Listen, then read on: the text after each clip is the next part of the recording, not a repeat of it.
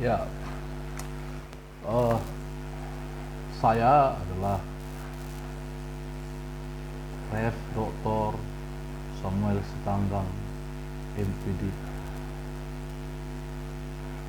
Saya akan mempresentasikan makalah saya dengan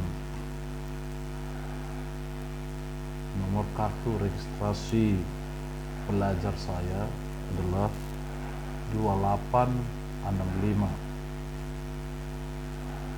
720 2001 20211. Mata pelajaran khusus pelajaran praktikal Theology of Doctor,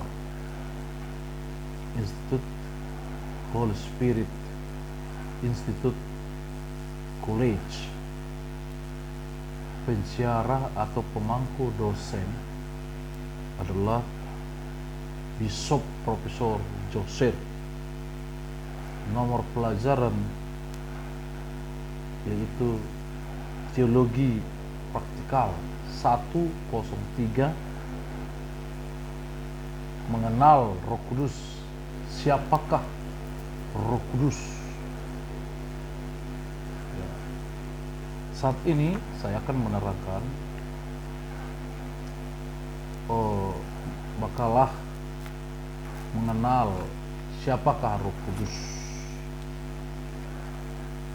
Roh Kudus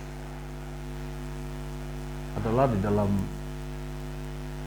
pengenalan pelajaran ini, dalam struktur teologi adalah pneumatologi, mengacu kepada disiplin ilmu ya teologi Kristen yang berfokus tentang studi mengenal siapakah Roh Kudus itu. Roh Kudus itu kita boleh survei dalam asal kata, yaitu istilahnya ini di dalam bahasa Yunani disebut pneuma, pneuma yang berarti nafas atau roh, napas atau roh. Secara morforis menggambarkan makhluk atau pengaruh non materi.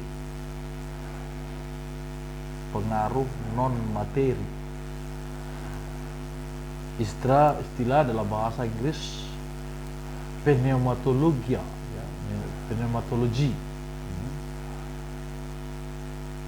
Dalam kata Yunani ada dua penggalan kata disebut pneuma dan logos. Pneuma itu adalah roh. Logi atau logos artinya adalah pengajaran firman tentang mengenai roh itu sendiri, yang disebutlah dengan mencakup pneumatologi itu adalah ajaran Kristen tentang pribadi Roh Kudus atau ilmu mengenal Roh Kudus, pribadi Roh Kudus di dalam Kristen. Pneumatologi adalah studi tentang pribadi Roh Kudus dan pekerjaan Roh Kudus di dalam disiplin ilmu iman Kristen. Yang di sana Roh Kudus ini diajarkan tentang pengenalan yang mencakup ajaran mengenal pribadinya yang berhubungan dengan kelahiran baru dan mencakup karunia-karunia rohani yang dikerjakan oleh Roh Kudus itu sendiri, tapi juga baptisan Roh Kudus, pengudusan, pengutusan nabi, dan ilhaman inspirasi daripada kemahakudusan daripada Tuhan. Ya memang ini sangat menarik ya, kita boleh bahas dan kita pikirkan, renungkan, di mana pribadi Roh Kudus ini berdiam di dalam konsep ketritunggalan Allah, yang artinya bagian diri Allah yang menjadi suatu pribadi yang utuh di dalam tiga pribadi dalam satu kesatuan yang disebut Tritunggal. Ya, perbedaan memiliki pandangan teologis di dalam beberapa generasi perkembangan pertumbuhan pengetahuan tentang teologi, yaitu pengajaran iman Kristen, secara khusus adalah tentang salah satu pribadi Yesus yang disebut dengan pneumatologi atau mengenal pribadi Roh Kudus di dalam iman Kristen, bahwa Alkitab menjelaskan Roh Kudus adalah roh kebenaran yang bersaksi tentang Tuhan Yesus dan menyertainya di dalamnya adalah firman Allah, firman Tuhan, yang artinya panggilan Tuhan bukanlah panggilan rahasia, tetapi panggilan kerja Roh Kudus yang mendorong kita kepada pertobatan, penerimaan akan Yesus Kristus sebagai Tuhan, dan Roh Kudus ataupun disebut Holy Spirit ya, atau Paraklete atau Prakletos ya, adalah pribadi ketiga dari Tritunggal yang disembah, dimuliakan bersama dengan Bapa dan Putra Yesus, Tuhan Yesus Kristus, yaitu Kristus sebagai satu kesatuan adikodrati ya, atau kodrat yang sama keagungan pribadinya dengan Bapa dan Putra.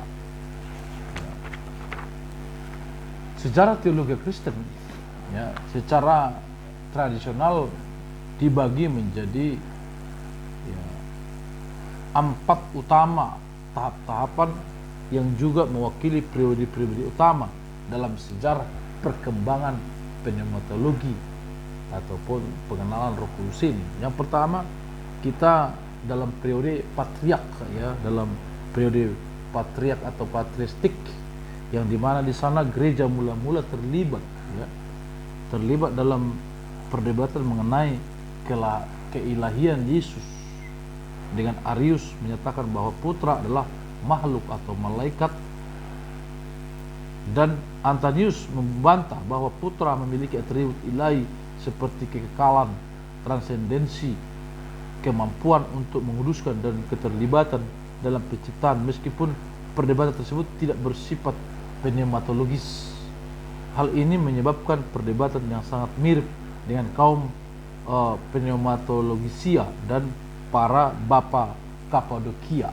Ya, ini adalah sebuah periode pertentangan tentang pneumatologi ini. Artinya bahwa pneumatologi ini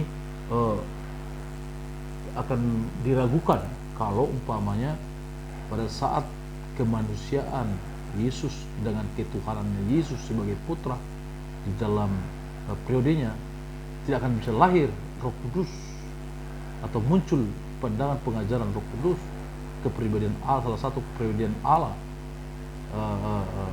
yaitu Roh Kudus. Nah, ini akan menjadi sebuah pertentangan yang mengkelirukan pandangan kita tentang pneumatologi.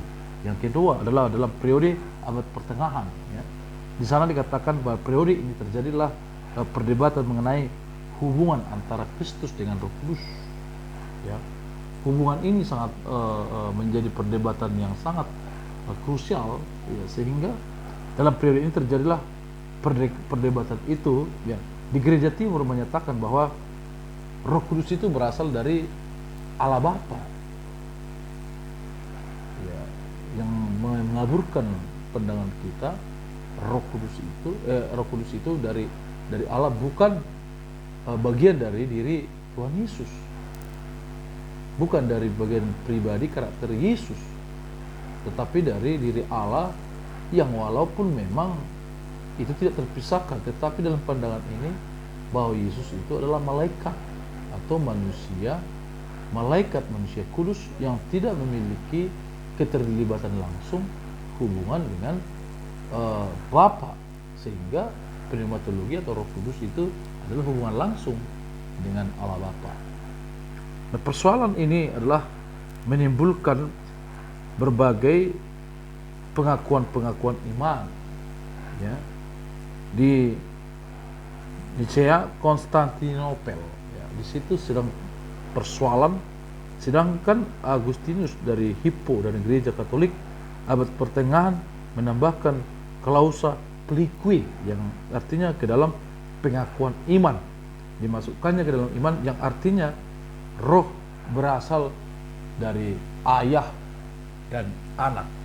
Nah, jadi Roh Kudus itu menjadi pengakuan iman di tengah pengakuan Konstantinopel, dan Katolik juga membuat suatu pengakuan dan pengajaran bahwa Roh Kudus itu lahir dari Bapa dan dari anak, ayah dan anak. Nah, ini pun suatu pemandangan yang agak sedikit memkurangkan ya pengertian daripada Roh Kudus itu di antara ketiga pribadi ini.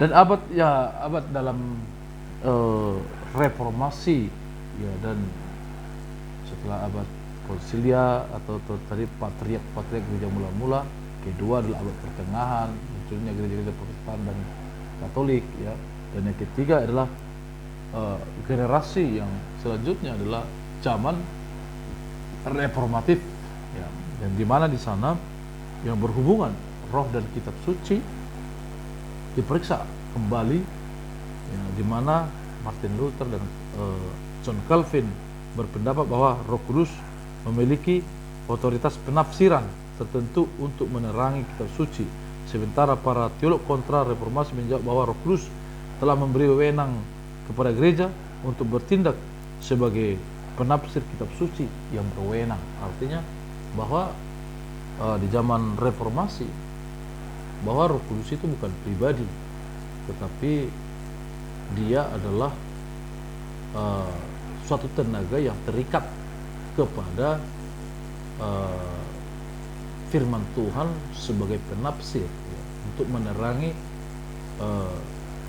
kebenaran itu, bukanlah suatu pribadi bagian dari Bapa atau Roh Kudus. Nah, di dalam era kontemporer atau zaman kita sekarang, bahwa gereja memahami hubungan kas, ya, kas yang agak spesifik bahwa roh itu adalah suatu bagian yang terikat dengan gereja.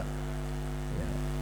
Berbagai teolog kontemporer menganugerahkan, ya, menganugerahkan pandangan bahwa Roh Kudus adalah sebuah otoritas pribadi yang mengatur gereja untuk membebaskan pandangan-pandangan yang menindas pemahaman dan pemikiran tentang Roh Kudus, bahwa di dalam penciptaan dari awal, bahkan pengalaman hubungan waktu penciptaan, dalam pengalaman hubungan iman, di dalam pertumbuhan hubungan dengan Tuhan, bahwa pneumatologi kontemporer seringkali ditandai menjadi suatu pribadi, ya, pribadi yang menggerakkan dengan gerakan-gerakan pentakosta dan karismatik di dalam pelayanan atau generasi sejarah gereja. Roh Kudus secara etimologis diterjemahkan dalam kata Ibrani adalah ruah.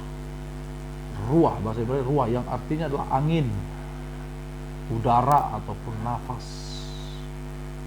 Kemudian diterjemahkan dalam bahasa Yunani itu pneumatologi atau pneuma yang artinya sama, yaitu napas atau angin.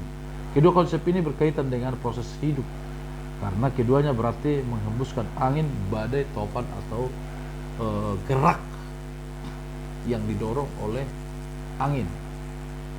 Untuk masyarakat primitif, angin adalah suatu bersifat rahasia, ya, walaupun tidak kelihatan tetapi dirasakan, ya, yang dapat bersifat menguasai seluruh kehidupan manusia.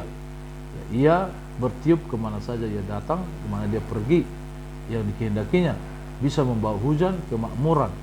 Napas manusia pun bersifat rahasia. Napas itu mutlak perlu untuk hidup, napas untuk tidak hidup, namun tidak diketahui dari mana napas itu datang. Kelihatannya napas diberi kepada hadiah, tetapi hanya untuk sementara. Dan kalau napas itu ditarik kembali, maka manusia itu menjadi mati. Karena itu napas menjadi lambung kehidupan.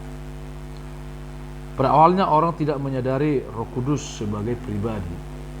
Nah, ini membuat pertentangan di masa lalu. Namun sebagai daya ilahi yang sejati, yang bekerja dan mencipta di dalam diri manusia melalui pengenalan dan iman mereka mengenal Roh Kudus.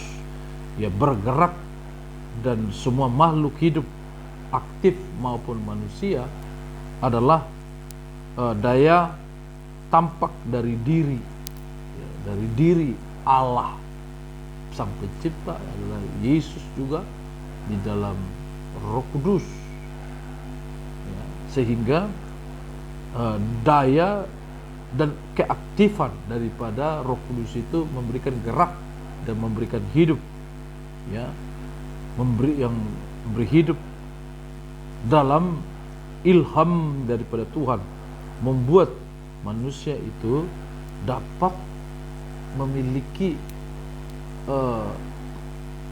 dampak daya dalam diri, baik itu pikiran manusia dengan pikiran Tuhan, kehendak Tuhan dengan kehendak kita, keputusan Tuhan dengan keputusan kita, sama-sama dihasilkan oleh Roh itu sendiri. Dari pihak Tuhan adalah Roh Kudus, dari pihak manusia adalah Roh yang memberikan hidup dan gerak, dan hasil-hasil daripada gerak itu ya, menjadi suatu pribadi awal yang mendasari semua gerak hidup itu, di mana di sana dalam hidup itu, dalam gerak itu ada roh yang diletakkan, ataupun roh itu berdiam, sebuah pribadi yang mendorong, menggambarkan sifat dan pribadi itu sendiri. Nah, hal yang mengesankan adalah bahwa Roh Kudus tampil dalam sebuah figur, ya, yang kontras dengan sifat-sifat antara keilahian Tuhan dan roh manusia. Nah, Roh Kudus tampil sebagai figur, ya, keilahian Tuhan melalui berbagai situasi apapun yang sudah dialami oleh Yesus, yaitu apakah dengan penderitaan, apakah dengan mukjizat, apakah dengan kuasa-kuasa, bahkan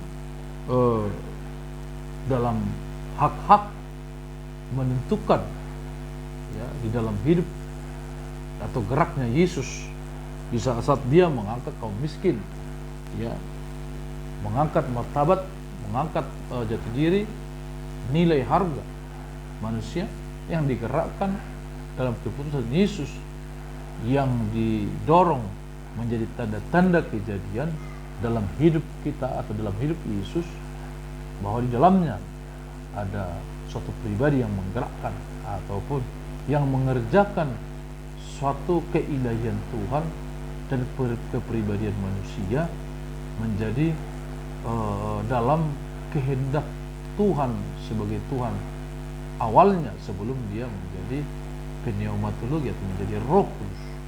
Roh Kudus dalam diri Allah dan Roh Kudus dalam diri manusia menjadi roh sebagai dasar manusia, menjadi manusia yang hidup dan yang bernapas. Nah, dalam kehidupan teladan yang diberikan oleh Yesus melalui keberadaan Yesus di bumi, ya, sebagai Mesias, sebagai Tuhan dan sebagai hamba yang menerima kepenuhan Roh Kudus ketika memproklamirkan program-program kerajaan Allah, yaitu pembebasan, keselamatan, pengudusan, penyucian, pengampunan. Nah, itu semua dilepaskan dari program-program kerajaan Allah ketika Yesus menjadi manusia. Di dalamnya ada dorongan-dorongan yang dikerjakan oleh pribadi Roh Kudus di dalam diri manusia. Ya. Ketika Yesus berpegang teguh dan bertolak ke dunia ini sebagai manusia dan sebagai nabi, sebagai Tuhan, bahkan roh yang dijanjikan, Roh Kudus yang dijanjikan di dalam kehidupan manusia yang memiliki kuasa berkedudukan di dalam hati dan pikiran manusia untuk membaharui, memberikan pengampunan, keselamatan, penerangan akan firman Tuhan dalam memahami, sehingga Roh Kudus bukan sebuah daya atau tenaga yang keluar dari diri Allah atau dari Yesus yang mengubah setiap kehidupan, ya, setiap program-program Allah, yaitu pengampunan, ya, pengampunan dosa, keselamatan. Tetapi dia adalah mengubah sejarah, ya, sejarah dalam setiap keadaan kehidupan manusia atau keadaan dunia ini, bahwa Roh Kudus itu menciptakan, memberikan daya cipta, pengaruh kepada sejarah kehidupan melalui kehadiran Allah, Yesus, dan Roh Kudus di dalam firman itu di setiap perjalanan hidup umat Tuhan. Ya, maka roh itu merupakan ungkapan dinamika daya ilahi yang mempengaruhi daya cipta, ya. Keilahian maha kehadiran Tuhan yang penuh di tengah-tengah umat Tuhan, dan bahkan dia adalah roh pembaharuan, pemeliharaan. Bahkan roh itu akan menjadi menentukan jati diri iman seseorang sampai ke akhir zaman, ya, sampai ke akhir zaman. Maka Roh Kudus, Holy Spirit, Parakleto ini adalah pribadi ketiga daripada ketritunggalan Allah, ya, Tritunggalan Allah yang disembah, dimuliakan, dan dipuji bersama-sama dengan Allah Bapa dan Yesus Kristus, Tuhan Yesus, atau sebagai Sang Putra, ya, sebagai satu kesatuan dalam kodrat keagungan, keilahian pribadi Allah secara utuh sebagai Allah tunggal satu-satunya Allah. Di dalamnya ada tiga, suatu kepribadian, yaitu Allah Bapa, Putra, dan Roh Kudus sebagai satu kesatuan kodrat dan satu kesatuan badan, ya, menjadi suatu badan dalam konsep yang utuh sebagai Tuhan tunggal. Rumusan-rumusan ini, ya, memang pandangan-pandangan berbagai gereja itu sangat nampak sekali bagaimana rumusan-rumusan dari timur, dari barat, bahkan dengan zaman di Asia, ya. Maka penempatan pribadi itu sangat saling berbeda-beda, ya, saling berbeda-beda, dan itu yang menjadi motivasi dasar berjalan dan bertumbuhnya sebuah iman di dalam diri seseorang ataupun gereja. Oleh sebab itu, maka Roh Kudus yang dianugerahkan oleh Tuhan Yesus dengan janjinya dia akan menyuruh Roh Kudus setelah dia menyelesaikan misi sebagai Yesus selama di bumi untuk memberikan pribadi, seorang pribadi yaitu Roh Kudus yang akan memberikan pengudusan, memberikan penyertaan, pemeliharaan di dalam iman, hidup di dalam kekristenan yang benar dan baik. Membela daripada Roh Kudus itu serupa dengan Allah, serupa dengan keilahian dengan Allah, serupa kealihan pribadi dengan Yesus yang dikuduskan menjadi kesetaraan, kesamaan ya antara Bapa, Putra dan Roh Kudus. Pada abad 296 atau 373 itu dinyatakan dalam pengakuan daripada konsili-konsili Alexandria pada saat itu. Nah, dengan pernyataan itu maka kita akan melahirkan suatu dogma atau pengertian yang secara final mengenai Roh Kudus, suatu pribadi yang ilahi yang memiliki kesetaraan, kekudusan, keilahian, kedudukan dengan Allah Bapa, Putra di dalam Roh Kudus, sehingga kita melahirkan pengertian dogmatis, pemahaman dogmatis tentang Roh Kudus. Di dalam gereja menjelaskan dogmatis ya terpenting tentang Roh Kudus adalah ditetapkan ya Konsili Konstantinopel pertama pada tahun 381, terutama dalam syahadatnya sebagai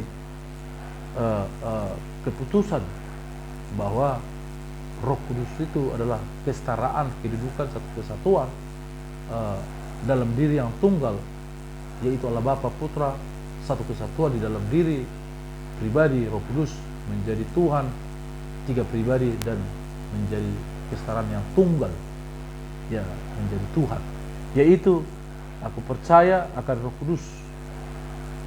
Ia adalah Tuhan yang menghidupkan, yang berasal dari pribadi sumber Allah yang utama, dari Bapa, dan sumber utama dari Putra yaitu Yesus ya, yang beserta dengan Bapa, Putra, yang disembah dan dimuliakan yang sama, yang bersabda dengan perantaraan kepada nabi-nabi, kepada raja-raja, hakim-hakim, bahkan kepada gereja sekarang, yang menjadi satu kesatuan yang utuh. Roh Kudus itu disapa sebagai Tuhan, yang tidak mengurangi penyebutan daripada Allah, Bapa dan Putra, sehingga dalam Septuaginta mengatakan bahwa menyebut Allah dan Tuhan Kairos itu adalah sama-sama memiliki suatu pernyataan yang sama kepada Roh Kudus. Dengan sapaan ini menjadi suatu kehendak bagi kita memuji, memuliakan, bahkan mengakui daripada Roh Kudus itu memiliki kodrat yang sama dengan Putra, dengan Yesus Kristus, yang disebut Allah adalah sebagai Tuhan, dengan mengatakan Roh Kudus adalah Tuhan. Kita mengimani bahwa Roh Kudus adalah pribadi yang mempunyai hakikat yang sama dengan Allah Bapa dan Allah Putra. Dengan mengatakan bahwa Roh Kudus berasal dari Allah Bapa dan Allah Putra, kita mempercaya bahwa Allah Roh Kudus adalah pribadi yang berbeda dengan Allah Bapa, dengan Allah Putra dalam hubungan asal, relationship of origin, ya, di mana Allah Bapa tidak berasal dari Allah Putra, berasal dari Allah Bapa, dan Allah Roh Kudus berasal dari Allah Bapa dan Allah Putra. Namun perlu digarisbawahi bahwa ketiga pribadi hubungan asal ini adalah kekal, ya. Hubungan asalan ini artinya Roh Kudus itu berasal dari Allah dan dari Yesus adalah hubungan kekal, yang tidak terpisah-pisah. Ya, keutuhan itu adalah keutuhan yang kekal. Ya. Dengan ungkapan pemberian hidup mau ditekankan tindakan roh yang lebih dari sekedar karunia kehidupan. Dia adalah pemberian hidup itu. Kehidupan hanya bisa diperoleh, ya. Kehidupan hanya bisa diperoleh yang diberikan oleh Allah dan Putra, yaitu Roh yang adalah Allah yang memberikan kehidupan. Penegasan ini akan menjadi gamblang dan luas, yaitu berasal dari Bapa, Roh Kudus berasal dari Bapa. Dengan itu menjadi jelas bahwa ia mempunyai kodrat yang sama seperti Bapa dan Putra, dan juga berasal dari Bapa Putra, yaitu Yesus yang memiliki substansi yang sama, ya, memiliki substansi yang sama, kodrat yang sama, yang sejajar. Ya. Ya. Dalam perumusan ini tidak dikatakan tentang hubungan Putra dengan Roh Kudus, tetapi diakui Roh Kudus adalah memiliki kodrat ilahi yang disembah, dimuliakan dengan status yang sama sebagai Tuhan. Ya.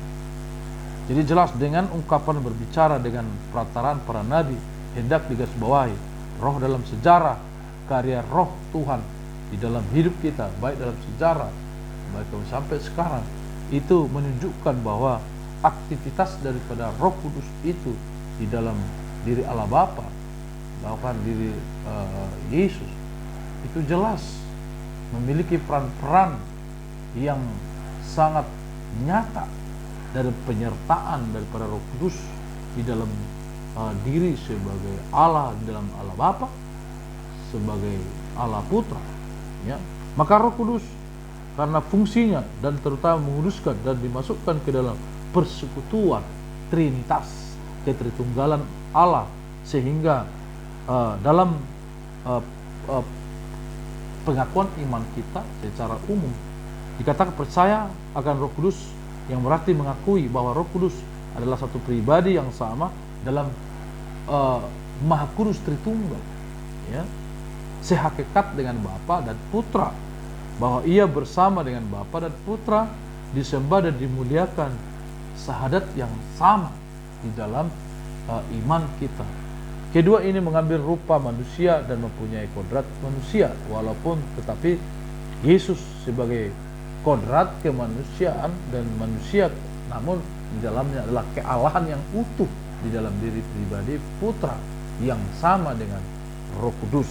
Pada saat kita berbicara tentang Roh Kudus, maka mungkin kita dapat menggambarkannya dengan simbol-simbol di dalam pernyataan daripada Roh Kudus, simbol-simbol di dalam baptisan, ya, dalam baptisan air ataupun baptisan Roh Kudus di dalam diri kita. Maka Roh Kudus menurut kitab suci iman kita dalam perjanjian lama, Roh sebagai daya Allah yang menghidupkan dan menyelamatkan umatnya ketika dalam pribadi Allah di dalam perjanjian lama.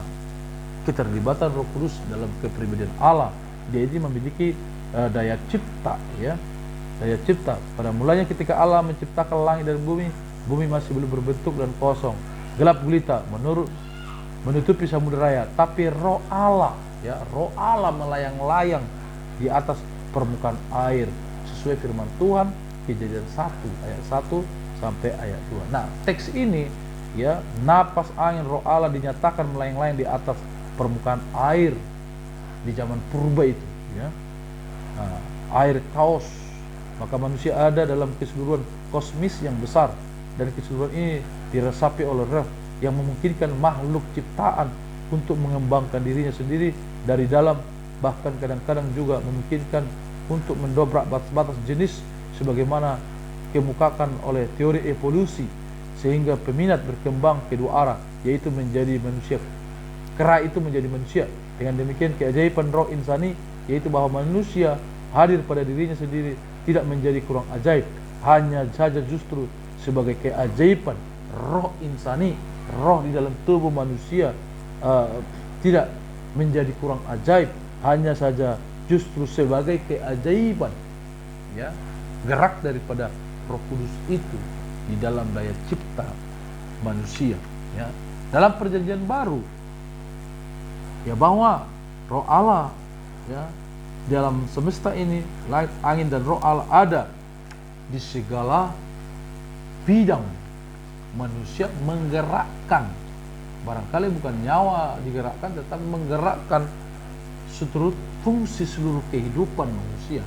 Roh Kudus itu menggerakkan pikiran, mata, hati, mulut, telinga. Ya, di dalam fungsi itu menjadi napas kehidupan Allah yang dihubungkan di dalam diri kita untuk memberikan gambaran bahwa Roh Kudus itu nyata, suatu pribadi yang terlibat langsung di dalam setiap gerak-gerak daripada kehidupan kita. Dan kalanya ini diungkapkan di dalam bukti-bukti konkret, di dalam praktek-praktek kenyataan kehidupan yang diterlibatkan oleh Allah melalui Roh Kudus di dalam diri kita, ya, dalam bernapas, dalam mengambil keputusan, dalam berpikir. Nah, ini semua adalah gerak daripada Roh Kudus itu di dalam perjanjian baru, ya. Roh Allah membangkitkan, ya, karya-karya yang menonjol di dalam diri manusia, yaitu tokoh-tokoh karismatik di dalam tindakan atau hasil-hasil dari karya-karya di dalam kehidupan manusia yang dikerjakan oleh Roh Kudus di dalam kehidupan seseorang ataupun kehidupan jemaat. Dalam hal ini Roh Allah membangkitkan tokoh-tokoh yang luar biasa di dalam suatu sosok-sosok kemanusiaan. Ya, katakanlah seseorang menjadi hamba Tuhan, mendoakan yang sakit, yang timpang berjalan, ya, dan bahkan pokok-pokok kehidupan spesialistis yang disertai oleh Roh Kudus. Ya, baik pun itu adalah para profesional di dalam dunia ini, kalau penyertaan Roh Kudus di dalam kehidupan kita akan memiliki dampak karya-karya ilahi yang luar biasa, ya. Ya. Dalam semangat itu, ya, terjadi adalah karena semangat dalam diri Allah sebagai Tuhan, ya, yang dikerjakan oleh Roh, yaitu menghidupkan, ya, segala sesuatu yang sesuai dengan semangat Allah dalam kebenaran firman Allah sebagai pribadi Allah.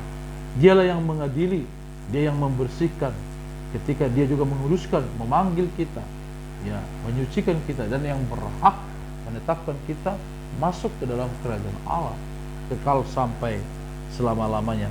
Namun di sini kita berhadapan dengan aspek-aspek penting di dalam kehidupan kita, yaitu pengadilan kecil dalam keputusan, tindakan-tindakan di dalam kehidupan manusia, ya.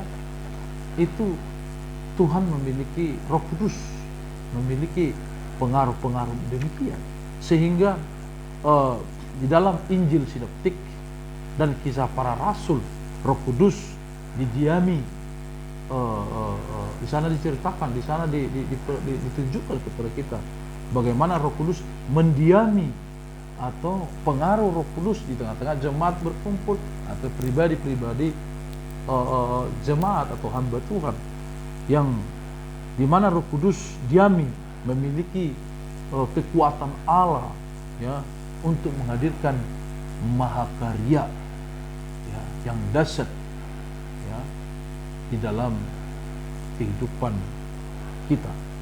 Oleh sebab itu Roh Kudus Allah itu adalah yang hadir juga dalam diri Yesus, yang mampu mengusir setan, membunuh setan, mengusir iblis, ya, bahkan, ya, menyatakan keselamatan, ya, Matius 12 ayat 28, ya, kerajaan Allah, ya, bahkan kita dikatakan dibaptis dengan Roh Kudus, dicurahkan dengan Roh Kudus, sehingga baptisan dan curahan Roh Kudus itu akan menyatakan janji-janji Allah melalui karya-karya ilahi yang terwujud dalam diri kita, ya, dan maka dia akan memberikan kita pencurahan Roh Kudus ke atas kita yang terpenuhi di dalam hidup kita sebagai tanda pengaruh keberadaan kehadiran Roh Kudus di dalam diri kita, di dalam dunia ini, di dalam seluruh aspek kehidupan kita, ya, yang setiap hari menjumpai kita ketika kita memuji menyembah Dia, memiliki hubungan khusus yang akrab dengan Roh Kudus, maka Dia akan menjumpai kita, memberikan kita daya cipta, karya ilahi Roh Kudus dalam keyakinan kita yang diungkapkan dalam perbuatan kita, bagaimana Roh Allah berkarya dan memperkatakan perbuatan-perbuatan kealahan ilahi di dalam gereja atau dalam kehidupan kita, sehingga Roh Kudus dalam rangka mengenai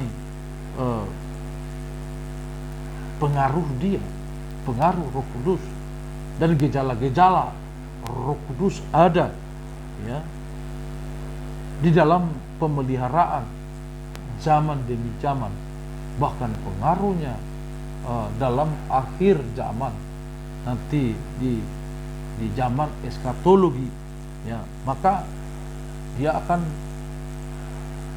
memiliki pengaruh yang sangat luar biasa, ya, yang menjadi suatu keabadian, pengajaran yang abadi dalam kristologi, dalam akhir zaman, eskatologi. Maka kitab Markus dan Matius berbicara sedikit memang tentang Roh Kudus tentang Paskah. Yesus dikenal sebagai pembawa roh yang menyempurnakan dan pembawa roh yang paling sempurna, ya. Kedua hal ini tetap menjadi konsep sebagai hamba Allah. Roh Kudus itu menjadi penolong serta memberi hadiah anugerah di dalam zaman gereja di akhir zaman ini sebagai anugerah pemberian Tuhan dan janji Tuhan sebelum Yesus datang kedua kali.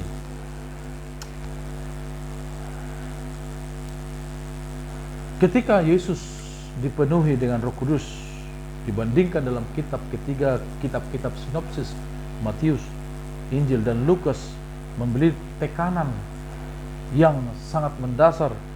Yesus pada hakikatnya lebih dari seorang pneumatik atau karismatik dalam konteks biasa.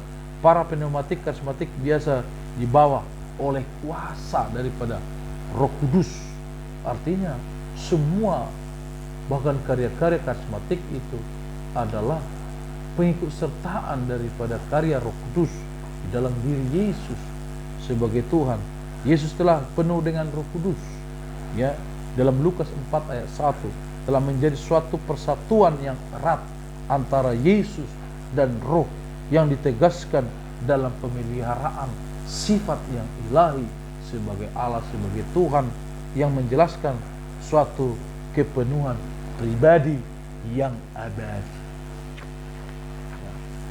Jadi di sini dikatakan dengan jelas bahwa roh yang dianugerahkan Allah melalui Roh Kudus kepada anak Yesus Kristus sepanjang pelayanannya, dan yang dijanjikan oleh Yesus juga diturunkan kembali sebagai penolong, roh yang turun atas kita dengan kuasa Allah yang maha tinggi, akan menaungi kita, menaungi Yesus dalam karyanya, menaungi umat Tuhan dalam semua karya Tuhan di dalam atau di tengah-tengah jemaat.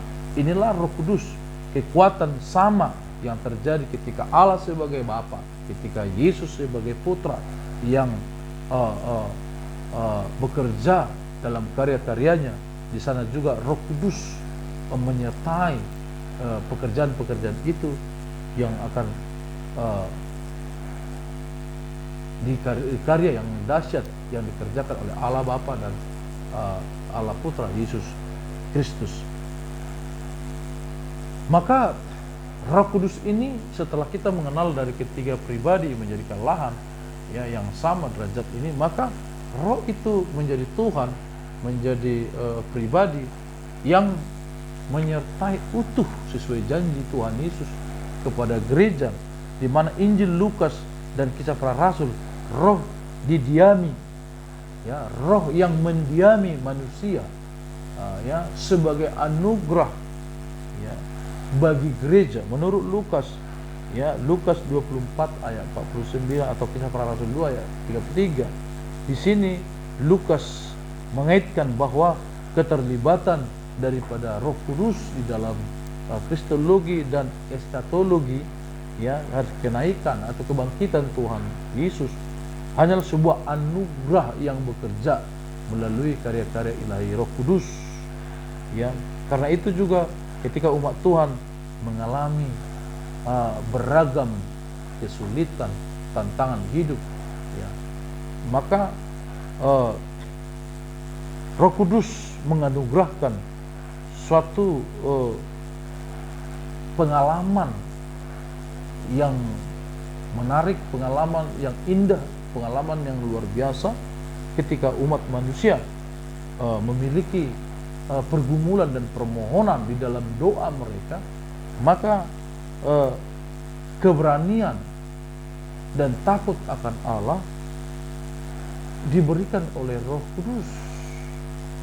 Nah, pada zaman gereja, karya Yesus diteruskan oleh Roh Kudus, baik dalam gereja berbentuk sekarang bentuk misionaris, pengembalaan, maupun dalam pemeliharaan jemaat dalam berbagai jabatan. Ada 5 jabatan di dalam gereja dikaryakan oleh Roh Kudus, tangan Tuhan, tangan Roh Kudus, atau jalur-jalur karya Roh Kudus bekerja di tengah-tengah gereja, sehingga maka kemukakan dengan aspek-aspek itulah yang dapat dikemukakan sebagai karya daripada Roh Kudus di dalam hidup kita, yang berkaitan.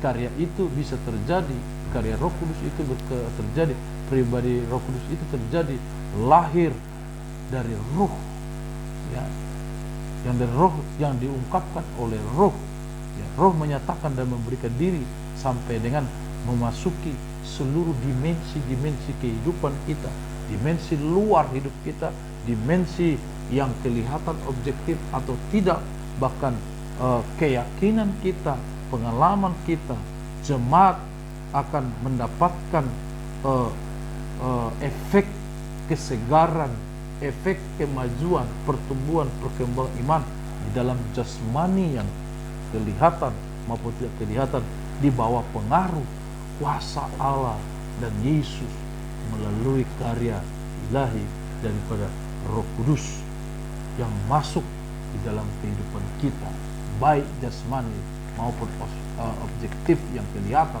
maupun yang tidak kelihatan. Karya-karya Roh Kudus yang terutama adalah Roh Kudus itu yang memberikan nubuat, bimbingan, tuntunan, bahkan nasihat kepada kita, ya, seperti mengajar guru dengan murid, ya, maka akan seluruhnya menjadi kelihatan melalui karya-karya Roh Kudus dalam hidup kita. Ciri-ciri daripada ciri khas daripada Roh Kudus itu menjadi suatu tanda pengenalan bagi umat manusia bahwa mereka adalah nampak dari situ mengenal bahwa mereka adalah anak Tuhan. Melalui karya Roh Kudus itulah menunjukkan, menjadikan identitas manusia itu menjadi anak Tuhan, ya. Di mana Roh Kudus itu akan melahirkan karya di dalam diri manusia itu melalui keinsafan, kesadaran, menjadi tanda materai di dalam hidupnya untuk mengenal anugerah-anugerah Tuhan, karya-karya Tuhan di dalam hidupnya. Dia menjadi sumber inspirasi, ya. Dia menjadi imunisasi menjadi imun bagi jemaat, yang sehingga mereka menjadi bangunan gereja yang utuh, yang sempurna, sebagai mempelai gereja untuk menyongsong kedatangan Tuhan Yesus kedua kalinya, oleh aspek karya-karya Roh Kudus yang ada di tengah-tengah gereja ataupun pribadi sebagai pemilihan menjadi anak atau hamba Tuhan. Dalam hal ini pneumatologi sangat memiliki keabsolutan. Roh Kudus itu memiliki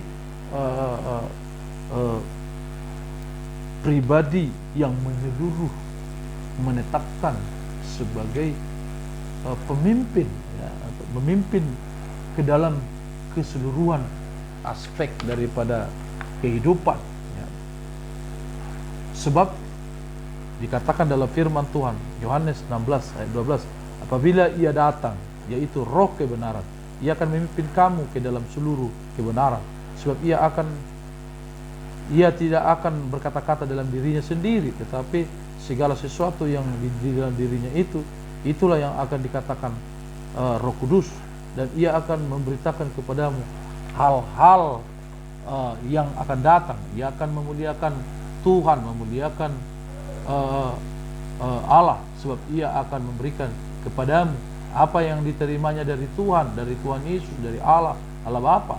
Segala sesuatu yang ada dalam Bapa punya adalah aku punya, sebab itu aku adalah Yesus berkata, ia Roh Kudus akan memberitakan kepadamu apa yang diterimanya dari Tuhan, dari padaku, dari Bapa, dari Yesus.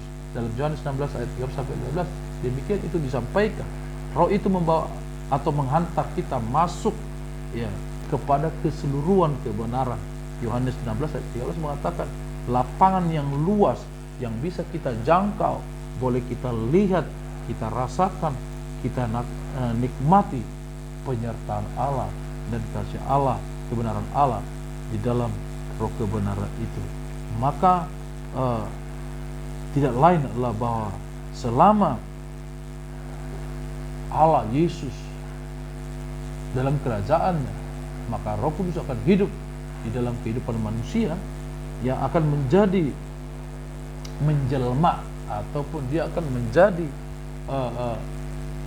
darah daging karakter dalam hidup manusia yang dinyatakan oleh Allah, yaitu Roh Kudus, sebagaimana menjadi karakter-karakter Allah Bapa, Putra, yaitu kebenaran Allah yang akan berkarya di dalam diri manusia, ya, sebagai firman yang menjadi darah dan daging.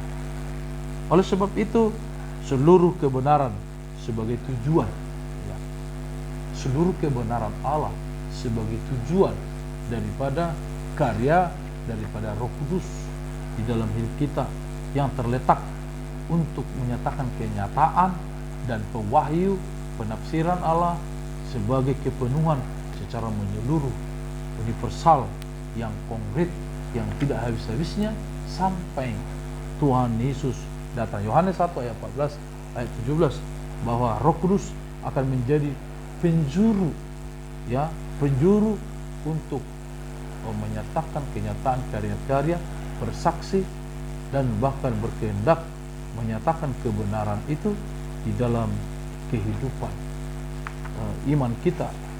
Roh membawa kita masuk ke dalam ruang-ruang karya Allah, mahakarya Allah.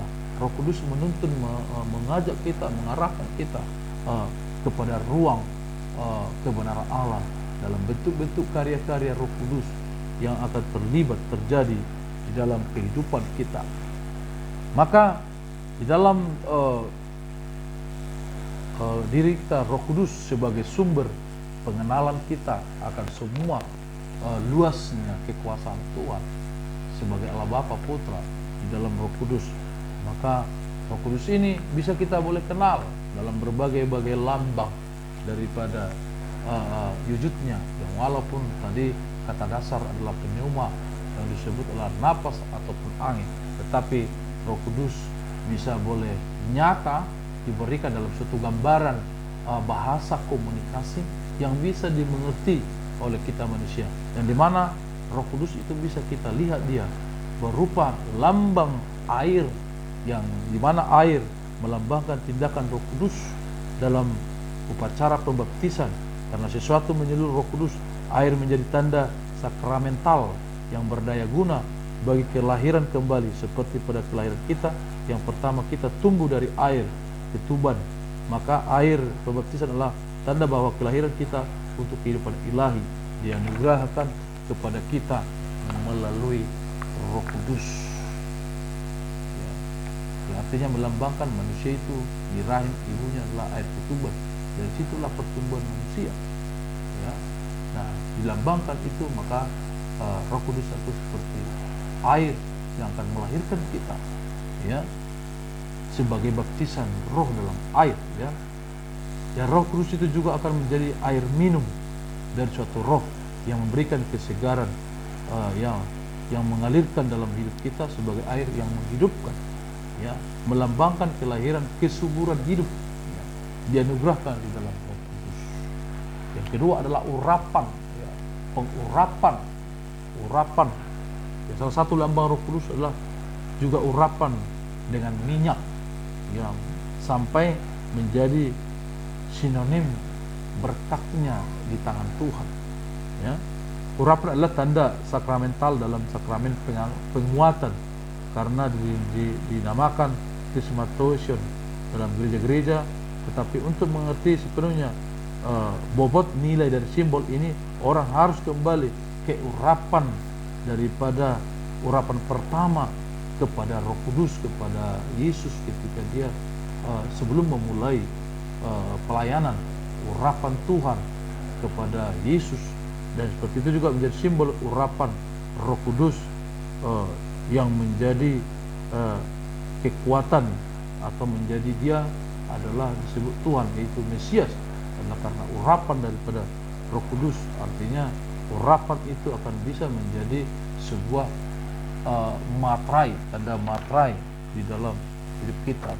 Dan ketiga adalah api, ya. Roh Kudus itu api melambangkan daya transformasi perbuatan Roh Kudus. Dalam lidah-lidah api, Roh Kudus turun atas para rasul, dan pagi hari Pentakosta memenuhi mereka. Kisah Para Rasul 2 ayat 3 dan 4. Mengenai roh ini, Yesus berkata, "Aku datang untuk melemparkan api ke bumi, dan betapa aku harapkan api itu telah menyala."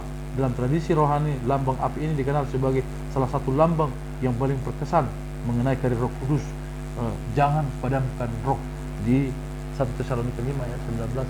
Di sana adalah suatu api ini adalah pengaruh yang dahsyat di dalam semangat rohani kita yang dahsyat. Dan itu juga tanda Roh Kudus yang kita boleh lihat dalam lambangnya adalah awan dan sinar, ya, atau cahaya, ya. Kedua lambang ini saling berkaitan, ya. Roh Kudus menampakkan diri sejak masa teofani perjanjian lama. Awan, baik kegelapan maupun yang cerah, menyatakan diri Allah yang hidup, yang menyelamatkan, menyelubungi kemuliaan dengan adikodrati daripada kealahan, yaitu Roh Kudus, yang melambangkan awan dan sinar. Itu juga materai, artinya adalah stempel, ya, ataupun stem, ya, atau materai. Materai sebagai lambang erat berkaitan pengurapan Kristus yang menjadi penghubung yang melekat bagi kita, yang tidak terpisahkan dengan Tuhan, dengan firman Tuhan yang terjadi. Sehingga kalau kita dimaterai, maka suatu kepastian yang akan terjadi di dalam hidup kita. Dia menjadi sebuah tiket ketika kita dalam penerbangan. Dia akan menjadi stempel pengesahan, menjadi berharga, menjadi bernilai, menjadi identitas, menjadi anak Allah, dan selanjutnya. Bahkan lambang selanjutnya adalah tangan. Maka Roh Kudus itu dilambangkan sebagai tangan, ya, menyembuhkan orang sakit. Tangan kita menyembuhkan orang sakit. Tangan Tuhan diletakkan kepada para rasul-rasul, bisa menjadi, nah, itu juga jari-jari Allah. Yesus mengusir setan, sementara perintah Allah ditulis dengan jari Allah, ya. Itu dengan jari. Yang terakhir adalah bahwa Roh Kudus itu dilambangkan seperti burung merpati, yang dimana dalam melambangkan kekudusan yang tidak ada akar pahit, bahkan tidak ada dalam diri merpati sifat-sifat yang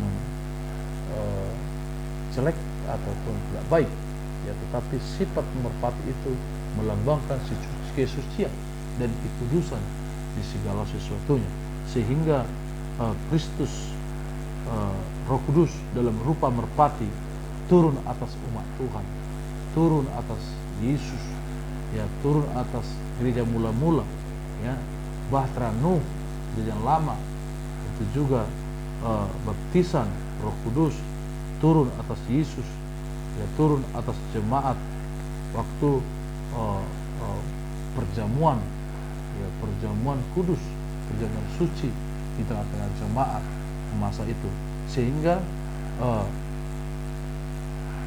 merpati ini menjadi ikonografi Kristen untuk menjadi lambang suci dan kudus. Demikianlah Roh Kudus, kita mengenal Roh Kudus itu secara pribadi sehingga kita boleh memanfaatkan. Terima kasih. Shalom. Tuhan Yesus memberkati. Amin.